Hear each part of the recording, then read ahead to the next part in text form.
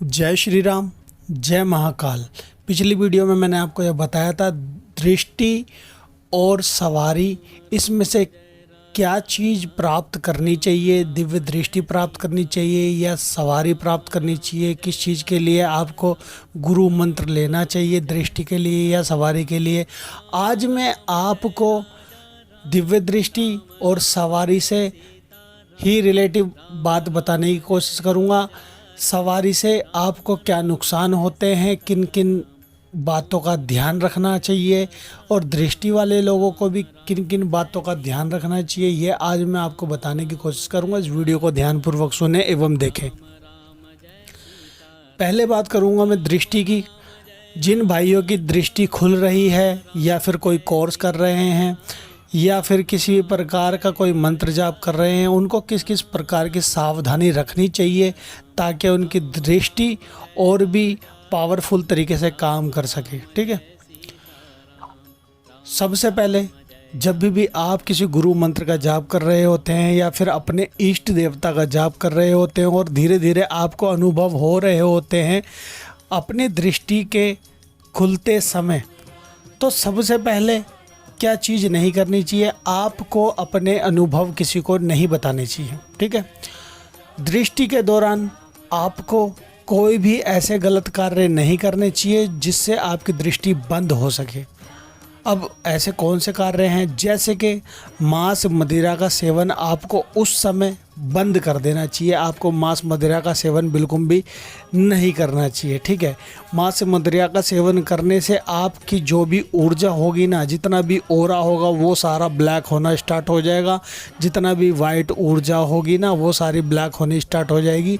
आपने जितनी भी ऊर्जा कमाई हुई होगी, जितनी भी ऊर्जा आपके शरीर में प्रवेश होगी ना, वो सारी मलिन होने स्टार्ट हो जाएगी। ठीक है, अब जिन भाइयों की दृष्टि खुल रही है वो बहुत कम ऐसे व्यक्तियों से मिले जो कि गाली गलौज करते हैं या फिर कोई गलत कार्य करते हैं या फिर किसी भी प्रकार की कोई गलत संगत में ना बैठें। ठीक है, जिस समय आपकी दृष्टि खुल रही होती है, क्यों, उनकी जो भी ब्लैक ऊर्जा होती है वह आपकी ऊर्जा के अंदर समाहित होने लग जाती है। आपकी ऊर्जा उस समय ताकतवर हो रही होती है और दूसरे व्यक्तियों की ऊर्जा को खींच रही होती है अपनी तरफ। ठीक है, इसलिए आपको कम से कम बोलना चाहिए, उस समय कम खाना चाहिए, ज़्यादा से ज़्यादा जाप करना चाहिए, मेडिटेशन करना चाहिए, भजन करना चाहिए। इससे आपका ऑरा भी और ज़्यादा स्ट्रॉन्ग होता है। और एक ही आसन पे बैठ करके जाप और ध्यान करते हैं ना, तो आपकी दिव्य दृष्टि बहुत जल्दी खुलती है। ठीक है, अब आपको दिव्य दृष्टि खुलते समय ब्रह्मचर्य का पूर्ण ध्यान रखना चाहिए, क्योंकि इन दिनों में अगर आपने कोई भी ऐसा गलत कार्य कर दिया ना तो आपकी शक्ति नीचे गिर जाएगी। नीचे का अर्थ है कुंडलिनी उठती उठती आपकी वापस ही मूलाधार चक्कर पे चले जाएगी और जितनी भी आपने ऊर्जा कमाई होगी वह सारी ऊर्जा नष्ट हो जाएगी। आपकी दिव्य दृष्टि वहीं पर सीमित हो जाएगी, फिर जल्दी से नहीं खुल पाएगी। ठीक है, यही वह पल होता है जैसे आप एक मकान बनाते हो ना, मकान के अंदर सही बनते बनते अगर एक दीवार टेढ़ी बन जाए ना तो पूरा मकान टेढ़ा हो जाता है। इसी प्रकार से जब आप दिव्य दृष्टि का कोई कोर्स कर रहे हो, मंत्र जाप कर रहे होते हैं, उस समय आपको सावधानी बहुत रखनी पड़ती है। ठीक है, आपको मसालेदार चीज़ों का कम से कम सेवन करना चाहिए, सात्विक भोजन करना चाहिए।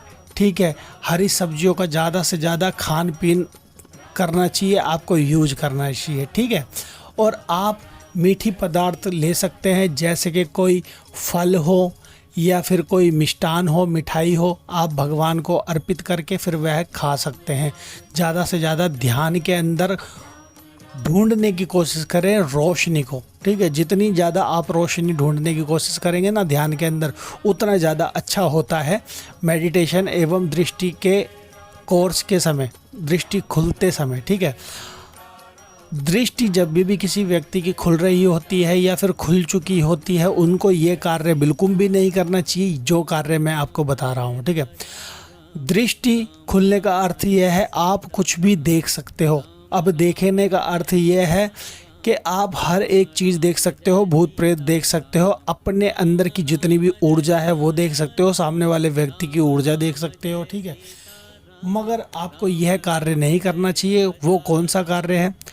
आपको किसी व्यक्ति के घर के अंदर झाका झाकी नहीं करनी चाहिए दृष्टि से।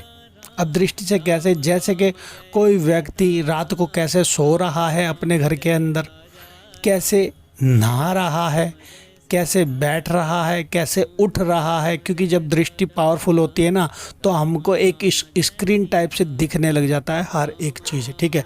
तो आपको इन चीज़ों का ध्यान रखना चाहिए, क्योंकि अगर आप किसी के घर के अंदर झाका झाकी करते हो ना, आपकी दृष्टि उसी समय तत्काल बंद होना स्टार्ट हो जाएगी, ठीक है। फिर आपकी दृष्टि जल्दी खुलेगी नहीं, ठीक है। ये तो थी दृष्टि वाले लोगों के लिए, ठीक है। और अब मैं आपको बात बताता हूँ सवारी वाले व्यक्तियों के लिए, ठीक है। सवारी वाले व्यक्तियों को क्या करना चाहिए और सवारी से क्या आपको फ़ायदा है, क्या नुकसान है, यह बताने की कोशिश करता हूँ, ठीक है। सवारी वाले व्यक्ति को हर एक चीज़ संभल के चलना पड़ता है, चाहे वह सवारी आपको आपके गुरु से मिली हो, ठीक है, या फिर आपको किसी दरबार से मिली हो, या फिर अपने आप सवारी आने लग गई हो, ठीक है। आपके ऊपर जब भी सवारी आती है आपको पता नहीं लग पाता किस प्रकार से सवारी आ रही है या नहीं आ रही, ठीक है। सवारी वाले को जो सबसे गलत कार्य होते हैं ना, वो होता है उनका शरीर दर्द होना, ठीक है। अगर आपकी सवारी पूर्णता से सात्विक देवी देवता की सवारी है ना, तो आपके शरीर के अंदर बिल्कुल भी दर्द नहीं रहेगा सवारी के जाने के बाद, ठीक है। अगर आपकी सवारी मलिन है, मलिन अवस्था में है, या फिर मेली है, ऊर्जा गंदी, ऊर्जा मेली हो रही है आपकी, तो आपके शरीर के अंदर जो भी देवी देवता आता है ना, उनके जाने के बाद आपका शरीर टूटने लग जाता है, आपका शरीर दर्द करने लग जाता है, आपके शरीर के कई अंग इतने दर्द करने लग जाते हैं, आपका सर जब घूमता है वह सर इतना दर्द करने लग जाता है कि आपको किसी ने मारा हो, किसी ने पीटा हो, ठीक है। इस प्रकार से आपको प्रॉब्लम क्रिएट होती है आपके साथ। सवारी वाले व्यक्तियों के लिए बता रहा हूँ, ठीक है। अब सवारी वाले व्यक्तियों के साथ क्या होता है? अगर सवारी बंधन में आ जाए, ठीक है, अगर किसी व्यक्ति के जरिए पूजा दी जा रही है और उसकी नेगेटिविटी उठ करके उसके ऊपर आ जाती है, तो देवता थोड़ी झेलेगा, वो आपका शरीर झेलेगा, आपका शरीर को झेलना पड़ता है, ठीक है। दूसरों के कर्म आपको भी सहने पड़ते हैं। अगर किसी व्यक्ति की चेकिंग कर रहे हो, किसी का कल्याण कर रहे हो, किसी का समाधान कर रहे हो, तो ठीक है। अब क्या होता है, सामने वाले व्यक्ति की भी ऊर्जा आपको झेलनी पड़ जाती है। इससे आपके जो देवता होते हैं, जो आपके शरीर में आ रहे होते हैं, उनके भी वचन झूठे पड़ने लग जाते हैं। कैसे? जैसे कि अगर किसी व्यक्ति को आपने वचन दिए, आपकी सवारी ने वचन दिए है कि ये कार्य इतने समय में हो जाएगा, और वह कार्य नहीं होता है ना, तो आपके देवता के वचन झूठे हो जाते हैं, आपके देवता की शक्तियाँ कम होती चले जाती है, ठीक है। इस प्रकार से सवारी वाले व्यक्ति के साथ यह होता है। सवारी वाले व्यक्ति को पता नहीं लग पाता जिस समय सवारी आ रही होती है, ठीक है। इस प्रकार से उनको हानि होती है। अब उनके लिए भी यही है, सात्विक भोजन करें। जिनके ऊपर सवारी आती है उनको दिन के अंदर 3 बार नहाना होता है, सुबह, दोपहर, शाम, ठीक है। 3 दफ़ा उनको नहाना होता है। अपने तन को पवित्र रखना पड़ता है, शुद्ध रखना पड़ता है। कोई भी किसी भी प्रकार का कोई गलत कार्य नहीं करना पड़ता। जिस दिन आप चौकी पे बैठते हो, अपनी गद्दी पे बैठते हो, किसी की पूजा देते हो, उस रात को आपको बेड पे नहीं सोना पड़ता, यानी कि आपको ज़मीन पर ही सोना पड़ता है। अपने पति के, अपनी पत्नी के साथ नहीं सोना पड़ता, उसके 1 दिन पहले, 1 दिन बाद, ठीक है। इस प्रकार से सवारी वालों के बहुत नियम होते हैं। क्यों? शरीर के अंदर जो भी देवी देवता आ रहा है वह क्या गलत चाहेगा? नहीं, उसको शरीर आपका बिल्कुल पवित्र चाहिए होता है, ठीक है।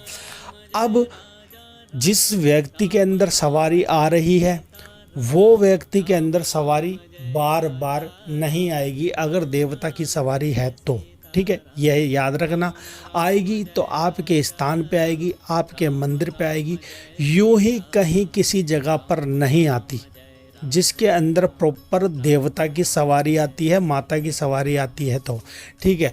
अगर उनकी सवारी बार बार आ रही है, बिना बुलाए आ रही है, थोड़ा सा भजन चलाते ही आ जाती है, तो आपको यह समझना चाहिए नेगेटिव संकेत है, गलत संकेत है। उस व्यक्ति के अंदर 90% गलत शक्ति का वास है, ठीक है।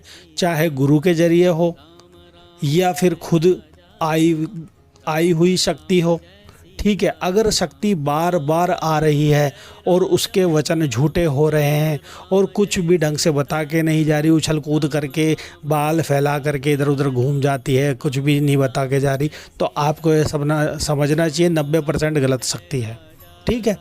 इस प्रकार से आपको यह सब चीज़ महसूस करने हैं। सवारी वालों के लिए आज मैंने ये बता दिया। इस बात का खास करके ध्यान रखना चाहिए, सारे सात्विक भोजन करने हैं आपको।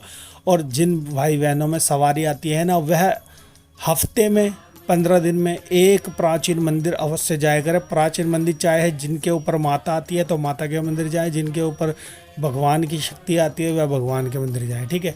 तो यह कार्य आपको जरूर करना होता है। तो आज का बताने का उद्देश्य मेरा यही था। पार्ट 2 के अंदर आपको यही बताया है। आने वाली वीडियो में मैं और कुछ भी नया बताने की कोशिश करूँगा। अगर कोई भाई हमारे चैनल पर नए हैं तो चैनल को सब्सक्राइब करना, लाइक करना एवं शेयर करना, बेल आइकन अवश्य दबाना, ताकि आने वाली वीडियो की नोटिफिकेशन आपको मिल सके, ठीक है। अगर मुझसे बात करनी हो तो आप मुझसे इंस्टाग्राम, टेलीग्राम के माध्यम से बात कर सकते हैं। तो आज के लिए इतना ही। जय श्री राम, जय महाकाल। आप सभी का दिन मंगलमय हो।